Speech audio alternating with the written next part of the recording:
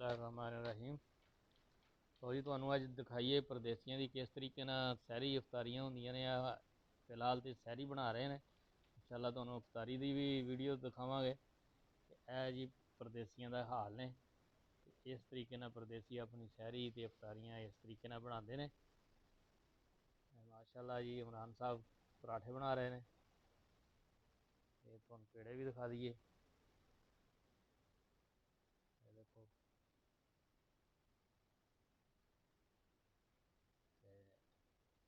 पाकिस्तान या बंदे जोड़े बैठे होंगे ने, दोस्त वीर जिन्ने भी होंगे, उन्होंने जहन के पता नहीं यही होंगे भी जो बंदा सऊदीया या किसी बाहरले मुल्क चला जाता ना, वो पता नहीं जाके जाने वास्ते उन्होंने वास्ते एक दफ्तर बनया होंगे, घूमने वाली उत्थे कुर्सी लगी होंगी, उत्थे जाके आराम के नाल बैठ जाते हैं। शाम को उठते घर आ जाते, तो घर 4-5 नौकर लगे होंगे उन्होंने, तो वो उन्होंने इस तरीके पराठे बना के देंगे, तो आराम नाल उन्होंने मूँह 'च बुरकियां तोड़ तोड़ के पा देंगे ने, तो वो बुरकियां पाते रहते हैं उन्होंने तोड़ तोड़ के, तो वो खा खू के तो सौ जाते हैं, सवेर उठ के दोबारा चले जाते हैं। उत्थों बड़ियां फरमाइशां आंदियां कि ओप्पो का मोबाइल लैना, तो आईफोन लैना, फलाना लैना। इत्थे आ मेहनत जरूर करनी पैंदी है। इत्थे भाई जी कोई किसी का नहीं हैगा, इत्थे अपने ढिड नूं पालना या अपने ढिड नूं भरना, तो यह काम आपां नूं करना ही पैना।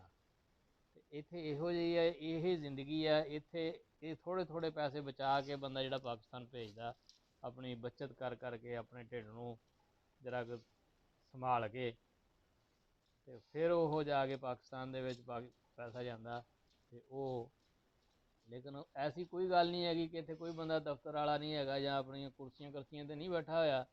इत्थे इसे तरीके नाल भाई जी अपना काम आप ही करना वा।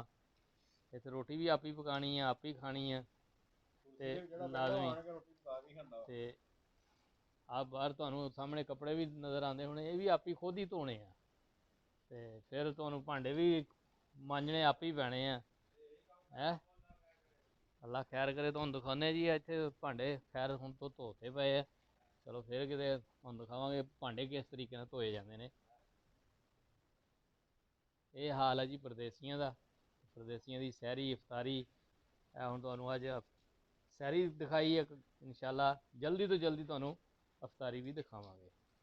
अगर तुहानू वीडियो चंगी लगे, मज़ेदार लगे, तो जरूर कमेंट करके दसना कैसी लगी।